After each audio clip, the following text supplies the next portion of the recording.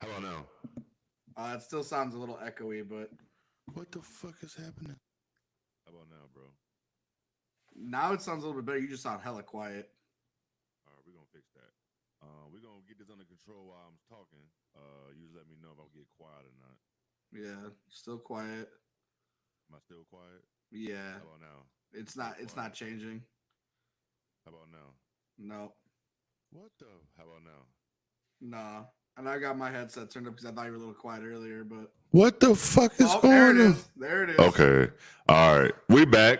We back. You know, we technical difficulties, but we got it under control.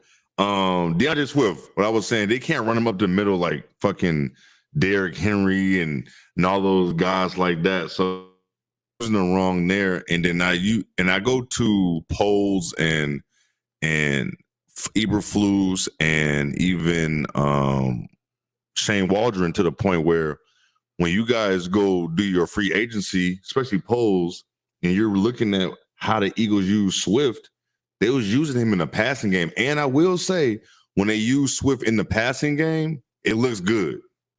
Whether he catch the ball or not, he looks good. But you're not using it right there as well. And I do feel you on Swift. Like certain times when he does have the ball, I feel like he can still do more with the ball.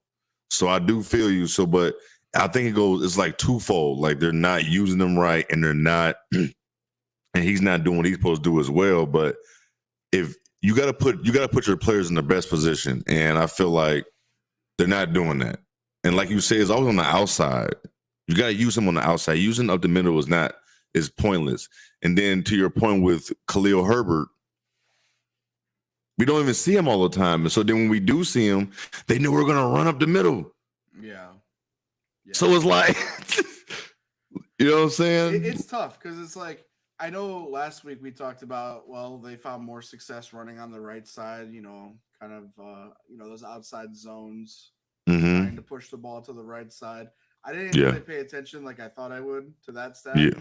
But up the middle like that. I know it's the Colts without DeForest Buckner, but you clearly were struggling there for a reason. Yes. The interior line is struggling. What made you decide that this would be any different? I mean, I have no idea. Kind of, a little thing I want to say here with just pivoting back to Caleb. Lot of narratives coming out that he was inaccurate. There was that one tweet showing the overthrow to Odunze. And has he been perfect? Absolutely not. I don't think a single Bears fan will tell you he's been perfect. I don't think they'll even tell you that he's been great. But he has been improving. That part as he true. should. You cannot deny that. He's been improving. He has come away with 33 completions on 52 attempts, leaving a 63% completion rate. The narrative of him not being accurate when he's throwing that much, that effectively, it doesn't mean anything to me. And when you look at the expectations that not just Bears fans, but NFL fans have for Caleb Williams, it's become a mix of CJ Stroud with a bunch of busts the last few years and TikTok brain rot. And that is how they're coming up with their conclusion on Caleb Williams. That is why they're saying, oh, he's not the real guy. He's not the real deal. They should have taken Jaden Daniels. They should have taken somebody else. They should have avoided Rome. And maybe they could have avoided Rome and helped Caleb. But what, you get one more offensive lineman without Keenan Allen? I'd like to see who else is catching the ball because DJ Moore's been draped with the best defender more times than not. Yeah. So, I mean, people need to pump the brakes a little bit on this team. Yeah. Was it the win that got away? Absolutely. Absolutely. I will remind people, though, that this schedule ahead is still a very winnable next, 4 or 5 games? Very winnable. Like going into the bye and after the bye. Yeah. So it's one of those where this is a get-right type of game. They're not going to fire Waldron yet. No, I have a feeling that Eberflus is going to give him a long leash because the moment Waldron goes, he's the first domino to fall. It's going to be Waldron. Yeah. It's going to be Chris Morgan. Then it's going to be Eberflus. Yes. You can only play a scapegoat game so long. So just fix it. Yes. Fix it. I'm with you on that. You cannot come against the Rams and get blown out. Because aren't we at home or are we in LA? I don't recall. We're home. We're home? We're going to be back home. At Soldier Field, you cannot get blown out by the Rams. No, I'd say you can't even lose to the Rams. No, I think you have to win this At this game. point of the year, this is a tone-setting type of game. Yeah, they have to win this game. Oh my God, they're loud outside. What I was going to say is, speaking of Waldron, I don't know. After going back to watch the game, and I still feel like I feel about him like the OC.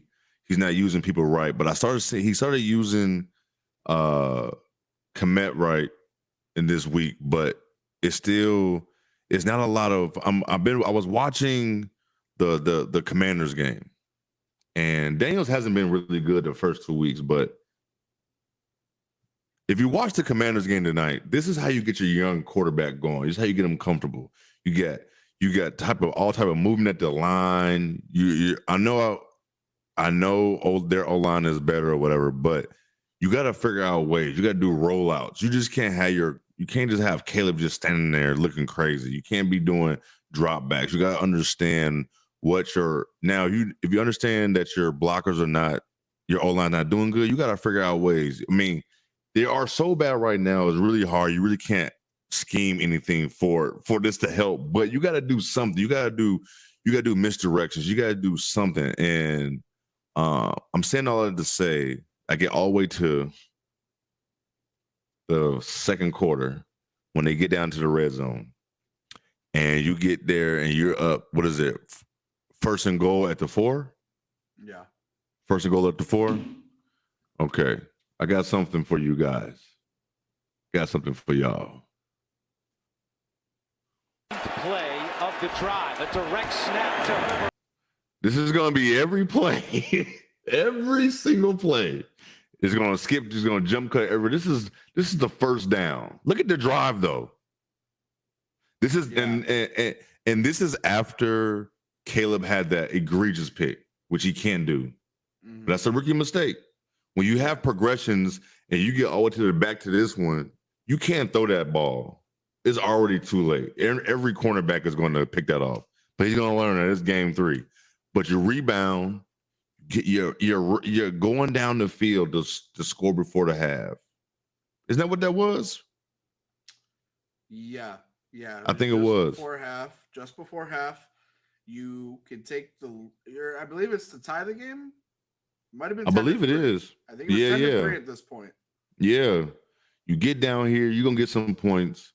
And the first play, I don't even mind these plays. Yeah. Honestly, when I talk honest, I don't even mind these. Direct snap to Herbert right up the Okay. Direct snap. It's down close to the 1-yard And I will say too, that's them coming out of Wildcat formation, which I don't think we've seen a whole lot from Shane Waldron. No. So I don't mind him trying something new there. That's fine. My problem is the second and third down. Yeah, the first one got us some yards. You gave us a couple yards. I get it. Whatever. It's first down. You try anything. If we score on this first play, or it's okay. We got 2 more downs. But then you come back with this shit. Second and goal. Herbert. Listen, I know this is what I'm talking about. I know we don't have no fullback right now. But you don't have no big ass dude like Billings or somebody to put back there. And why we don't? I don't like the whole shotgun offset handoff. You're already 3 with an O-line like this. Why are we going to an O-line like this who's not getting no push at the point of attack? Why are we doing this? Yeah, I mean, it's the next play. That really gets me to. Yes. And he is stopped short. And just even look at the O-line every play. What? Again? Another. Oh my God. Look at this. Look where the O-line is. Yeah. Look where the O-line is. What is this? Then we get to the speed option. There is no time ever in NFL football that this is okay.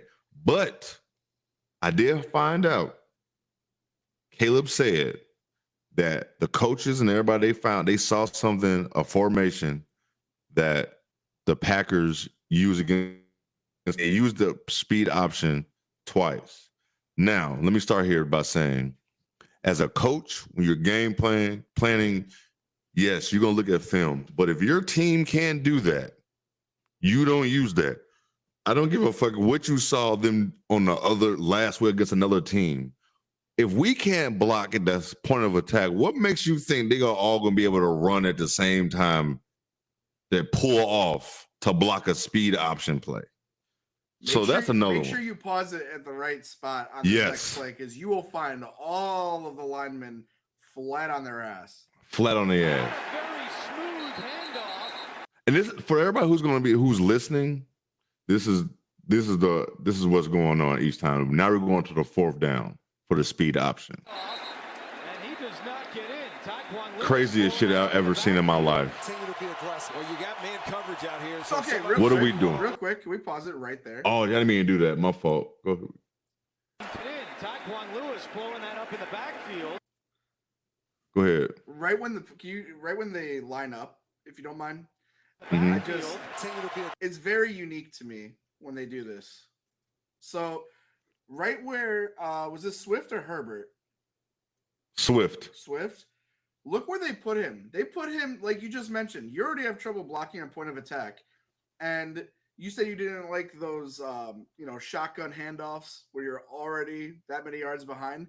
Look where Swift. If this is a speed option and you're actually going to run it, look where Swift starts. He puts him about 2 yards behind Caleb, maybe even 3. Go look at that. Look at that shit. Well, On it gets 4th worse. down? Hold on, they move him. He's not even as far back as he goes. He's directly. Look at this. man coverage. Right. How many? What is he doing? He has to make a 10-yard attempt at that point when it is 4th and goal. I might have even been okay with just a classic read option, and maybe Caleb hangs onto it and takes it in. What are we doing on 4th down? At this point, you thinking, oh, Caleb was throwing the ball. I thought this was going to be just kind of a. I thought he was throwing it here. I'll be honest with you. I thought. What are we doing? You got man coverage out here. I don't think the whole clip came all the way in. There we go. Look at that. It didn't come all the way through. It didn't come all the way through, but I'm gonna fast forward to right here. What are we doing? Look at this. Yeah. Look at the O-line. If you haven't seen it on the internet, the whole O-line's on the ground. But look at this. Look at the penetration. Look at this. Without DeForest Buckner, without their star nose tackle, I mean, look at that point. Look at that. That doesn't make any sense. Caleb is at the 5. DeAndre Swift is damn near at the 10. Here's the 9-yard line. On 4th and goal, that started at the 1. do you think there was miscommunication with the O-line and Caleb? Did they audible into this? And then No. maybe the O-line wasn't ready? No. Or are they just that bad? This was called in, and they're just that damn bad.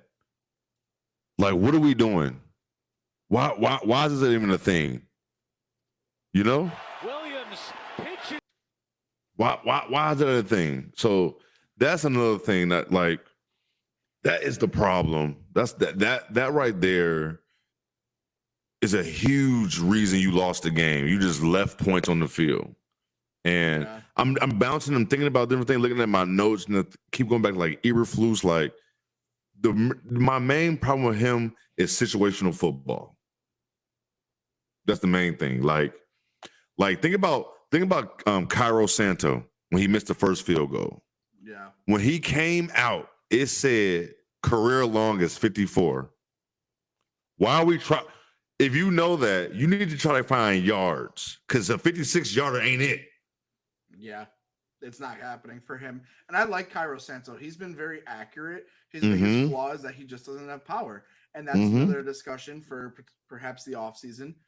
Are you going to move forward with a guy like Cairo Santos when it's, very much a kicker's league? The Mhm. amount of points that you see Dallas getting, that you see the Yep. Niners getting, Yep. it's just there's so many teams that rely on their kicker. Yes. Even though it's only 2-3 field goals, it pays off in the end. It It helps you does. stay in games. It does. Would you have been mad if instead, okay, we ran it the first 3 times. We've gotten stuffed here at the goal line. Would you have been opposed to them taking 3 there? I don't think it would have been the end of the world. I really don't. No. I know it's the Colts defense, and I know it's hindsight's 2020, but at the same time, too, you identify that, man, our trenches are not good. You need to have good trenches when you are at the goal line like that. We Yes. have, as far as I'm concerned, we have 0 goal line presence. 0. No. And look, I would have felt, like I said, I would have felt better if they to put somebody like Billings or somebody, just try anybody at fullback. If they get through his big ass, then they just got through him. And I tip my hat to you that you got through, that we can get through. But I can't be okay with a speed option at no point in the NFL game.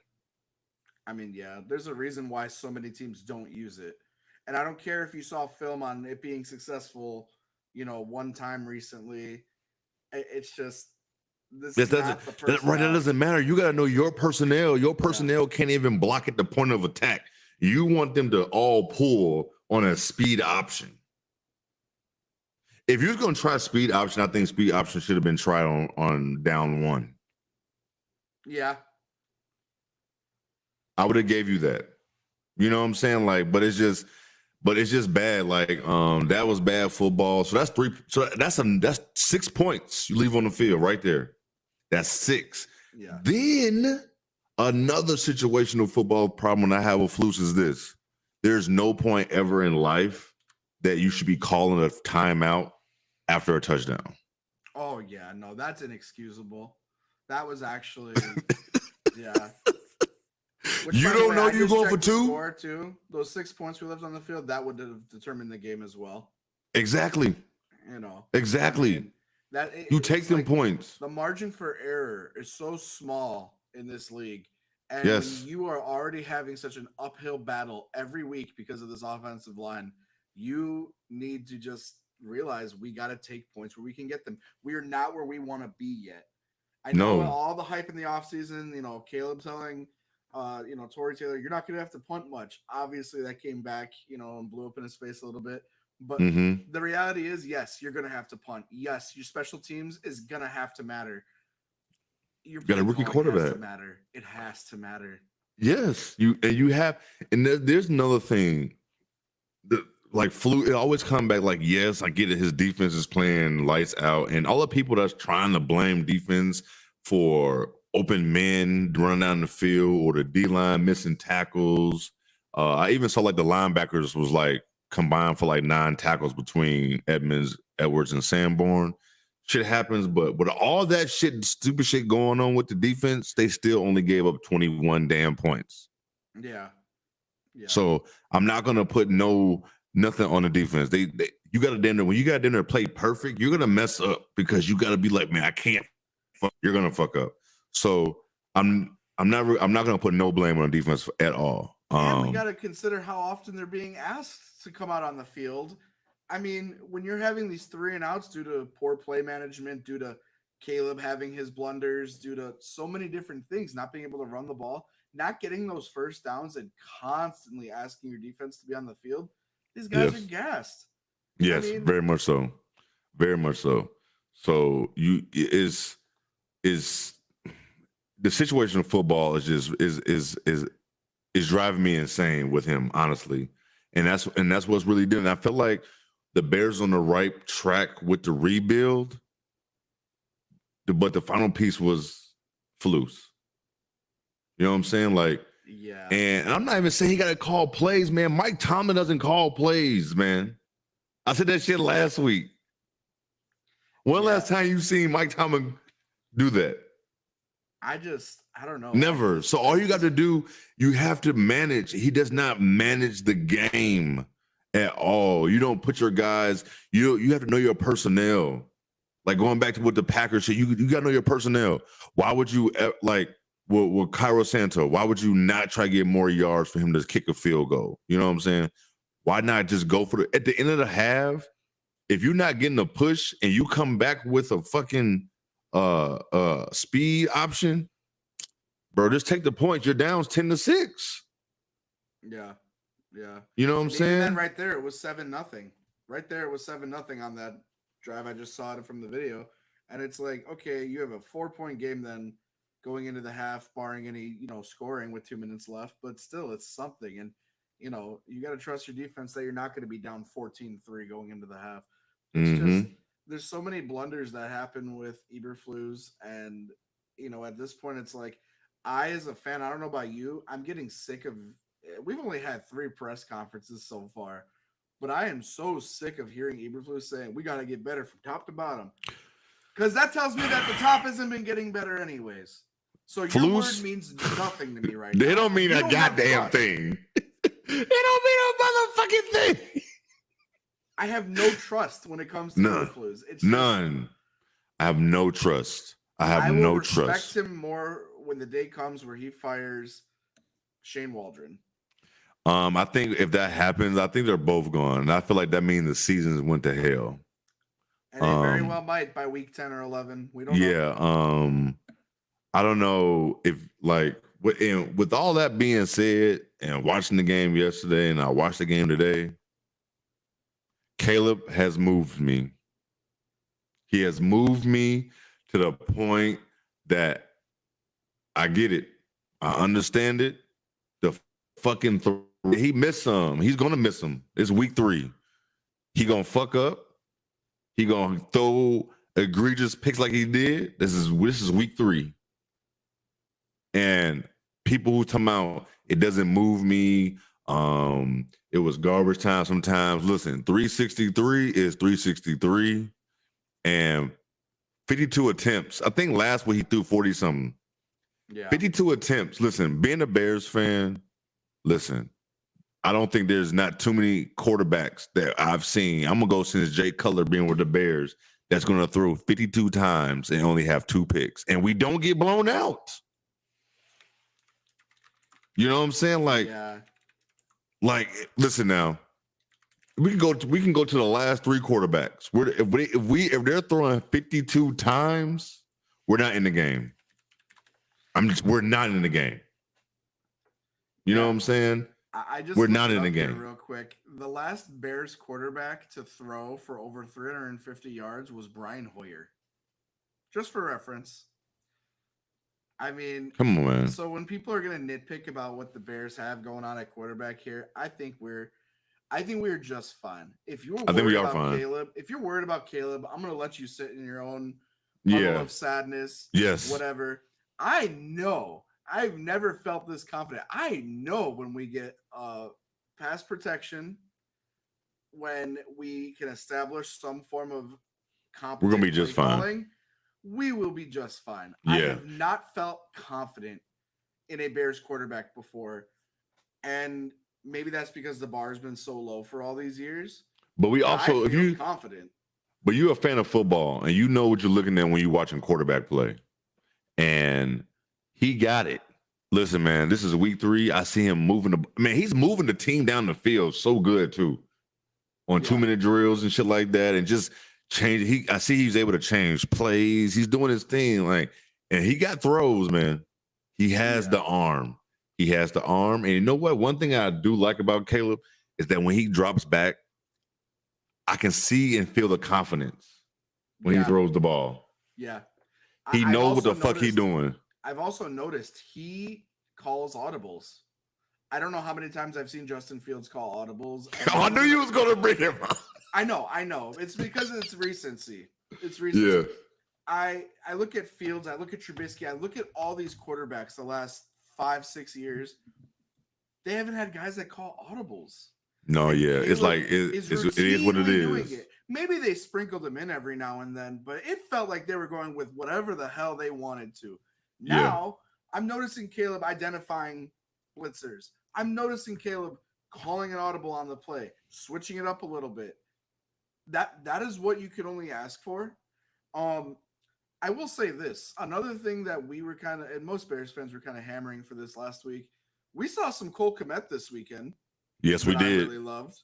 Yes, we did. I need more. 10 catches for 97 yards, 96 and a touchdown, right? And a touchdown. Mm-hmm. I'm very excited to see him finally be utilized. again, we'll see what that looks like when we're facing better pass rushers, because I'm still Mhm. convinced Gerald Everett was put out there he might still be a better blocker. I don't really know his Who's blocking worse, him PFF. or Mercedes Lewis? I'm glad you mentioned that, because Mercedes Lewis's dusty ass, get off my field, get out of my locker room, get out of Chicago. Mercedes Lewis, retire. Please. Oh my god, bro, he must hate his family. So done with him. I don't Hey, know what dirt you have on our front office, but you need to get out, swallow some pride, and retire, because it is far too much. I'm gonna lose it, Jay. I'm gonna lose it. Go ahead. This is the point. This is your time. If you watch the clip, I know we don't have it here, but if anyone wants to go back and watch when Caleb Williams fumbled the ball in the fourth quarter, Leatu Latu made a wonderful play. He's a great rookie. I'm rooting for the kid. But when you have Mercedes Lewis designed to block him, and you can watch it in real time, he's like, wait, who am I blocking again? You're a veteran, or you're supposed to be at least. But then you have Cole Kmet having to pick up after your mess, and then what? For what? So Cole Kmet's not meant to block an edge rusher. Most tight ends who are vertical threats are not meant to do that. He is not George Kittle. He is not Travis Kelce.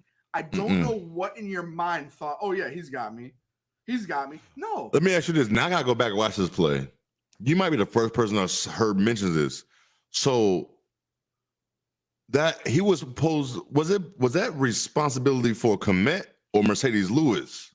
So I'm not sure if it was. I from when I looked back at it, I was pretty sure that they're doing one of two things. They're either both designed to double him, or Mercedes Lewis is supposed to pick him up, and then Cole Kmet's supposed to run a route. I'm not sure what the design was behind that play. These are things I would love for reporters to ask Eberflus and Shane Waldron, and make use of those press conferences instead of trying to find clickbait. But that's all they're doing. It's the idea that if you go back and watch the clip, Mercedes Lewis is looking left and right. I'm just sick of that. I'm sick of that from our pass blockers. Yeah, I'm going back to look at that for sure. And I'm definitely going back. Cole Kmet, I mean, he's gonna get burnt. Nobody talks about Cole Kmet and says, oh yeah, he is a serviceable pass blocker. Nobody. That's not why we have him on the field. We have him on the field to do what else he was doing. The 10 receptions, the 97 yards, the touchdown. We have him on the field to be a pass catcher. That is why he's on this roster. So yes, I wasn't mad about Caleb fumbling the ball. I wasn't mad about his interception. That's personnel. That interception with Odunze was really tough because those are the 50-50 balls. I believe Rome. I'm glad you brought that up. Has a great chance of getting those, but the defender got his hand in there. The defender made a great play. The only fault he had was forcing the flat. That interception was his fault. I will say this. After watching the game again, first of all, kudos to Caleb for even trying this fucking throw. But he still got it in. Rome had it here. I'm gonna see the screenshot. He had it. So that's my thing. Like, yo, that's another thing. Like, yeah, it was difficult.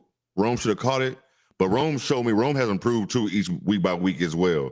But that's a hell of a throw by Caleb, and he's letting me know like he's learning the windows.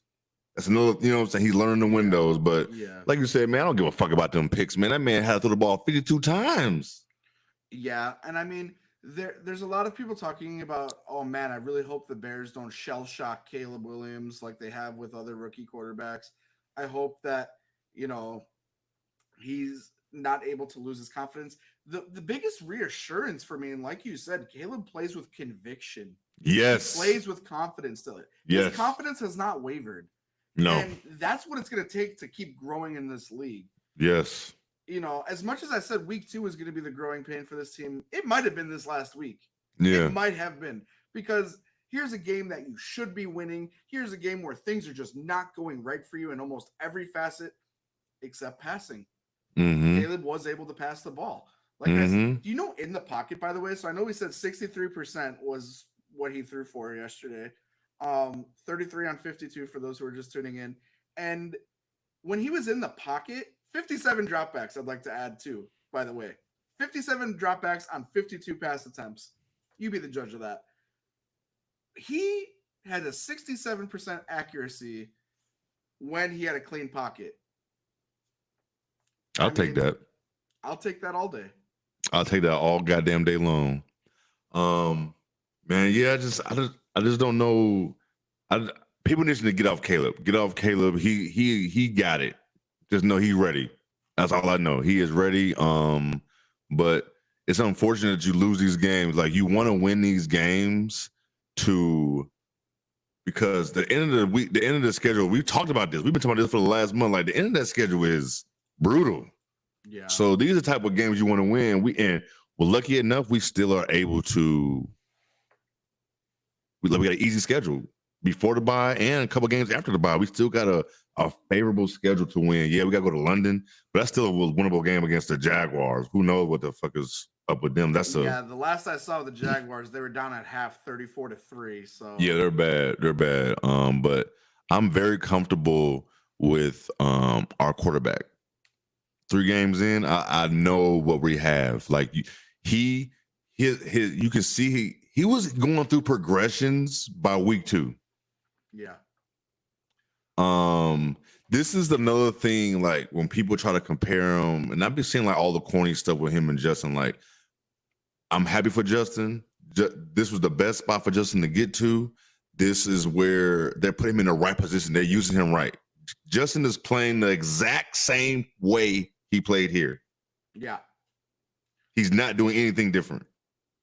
He's going to have a game like he had on Sunday, and he's going to have another game like he did on week 1. Like, they're just putting him in the right position. So I'm happy for him.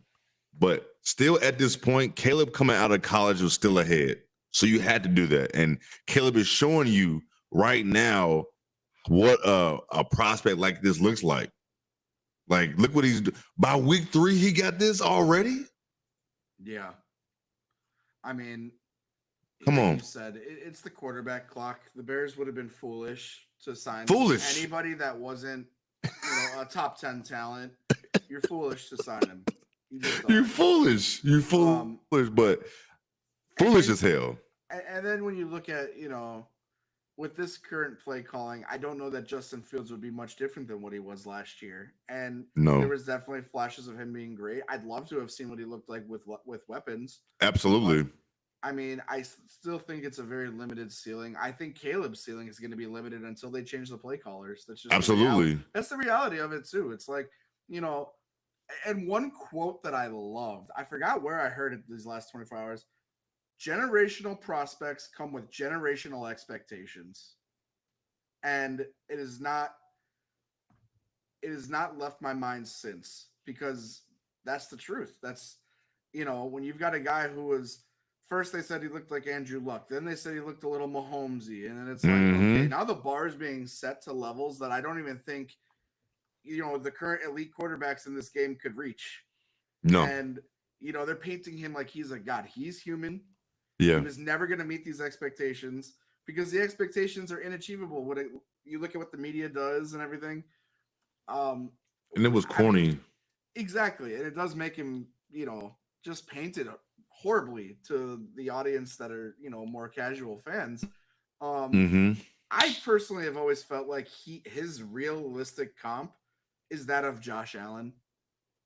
Less physical Josh Allen, less of, maybe like a hybrid between Kyler and Josh Allen in terms of he's got the arm. Maybe he has a crazy he has a strong fucking arm, yo. He does. And it's like, I know Dable really liked what Caleb said when they were doing combine interviews. He had mentioned that there was a play that he used to run with Favre all the time on the Jets, and Caleb was confident that he could make those throws. And that's the thing. The biggest takeaway is that Caleb's confidence has not wavered. When that happens, that's when I will truly push the panic button. Yep. That is what started happening with Justin. His confidence will leave. He was thinking too much. So I mean, any bad O-line, like we said at the beginning of the show, this O-line is worse than last year. Hands down. Because we was able to run the ball last year. Yeah. We led the league in rushing, or not led the league, but at least top 5, I believe, the last couple of years in rushing. So now we can't even run the fucking ball. I think that is what it was. Like I knew, the O-line was still an issue. Flus, I don't like him as head coach, but I was hanging my hat on to the point, if we can run the ball, play action gonna be open for Caleb and all these but not being able to run the ball just fucks up everything for Caleb because you're able to not blitz. You don't even have to blitz us. That's another thing. And I think a lot of people aren't talking about Keenan Allen. We miss him a lot. He's gonna know how to drop into those spots and be open. So I'm not out on Caleb. Nothing like that's dumb. We're gonna see though. We're gonna see by so usually teams go into form by week 6, week 7. We'll see how we get there. So we'll see. But enough about this week, man. What we got? We got the Rams coming up. Before we get up out of here, man, how you feel about? Real quick. I have seen enough of Anthony Richardson. He is not good. Wrap it up. Really? Wrap it up. I don't know. That's why. Wrap it up. Yeah, I mean, there's something about him that is very unique to me. I don't want to quit on him just because of the fact that this was also his 5th game in the NFL. It is. I think it's still very early. I mean, I'm looking at those upside weeks that he gives. Maybe he'll never be a quarterback that takes you on a deep playoff run, and I can understand backing off of him then. But I mean, maybe if you're a Jerry Reinsdorf owner and your idea is, we'll just make the playoffs and that's a success, then I think it's the inaccuracy. Playoffs. Steve, so bad. His inaccuracy is so bad. Like we've probably been part of 2 of the worst picks in the season so far. Will Levis week 1. And then the pick to Tremaine Edmonds in the end zone. Oh my God. Yeah. And then even the pick that Jalen Johnson got. Pittman was wide open. Yeah. So it's like, and that's not the first time I've seen him do that. Like I wasn't really that high on Anthony Richardson, so it's probably easier for me to be out on him anyway. Mm-hmm. You know what I'm saying? So I get it if people want us to, because the arm talent is there. The speed is there, so I get if people want to who not out. So I definitely get that. But for me, I'm done. I've seen enough. Yeah, I've seen enough. I mean, it's so weird with him because here he wasn't on the radar for top 5 and, getting drafted, I should say, last year. And then all of a sudden he comes back at Florida, starts to dominate for, what was it, maybe half a season? Yes. And that just makes you wonder. You're like, man, can someone really just play a really good half season of college football and make the top 5, NFL draft? He showed us that they can. And, with him, it's like, it's so weird because I look at him and, people talked about inaccuracies a lot with Lamar Jackson early on in his career. He can't throw. He can only run. Well, he had never had a wide receiver 1 in his life. Mark Andrews, and that's about it. That's about it. Something with Zay Flowers, but even then, he's not really an alpha wide receiver. Mm-mm. So Lamar Jackson, though, is still grown. And that's kind of my whole thing. What are your thoughts on when people say so-and-so is too inaccurate? I'm out on him completely. Do you think that is it possible to become a more accurate passer in this league?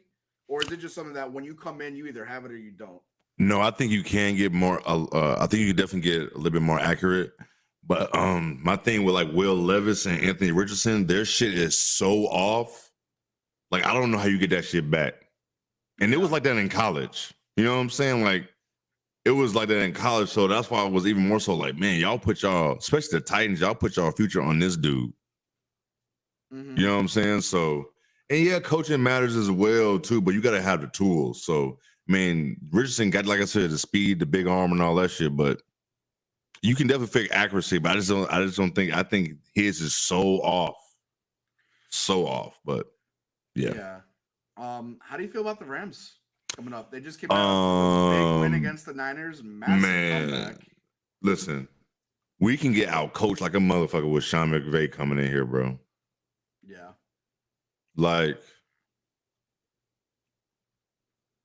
Like I don't know. Like I don't know no more. I just want to see. Honestly, this is what I'm doing each week from now on. I want to see Caleb improve. I want to see the run game improve. I just want to see improvements. I want to see wins for sure, but I want to see improvements. If Caleb is improving every week and we're competitive and we win sometimes, I'm okay now. I know I had a 10-win season, but with the O-line this bad, I just don't know how you get it better. I don't know what you're calling to make it get better. So I think this is what our O-line is going to be for the rest of the season. And I just want to see Caleb get better.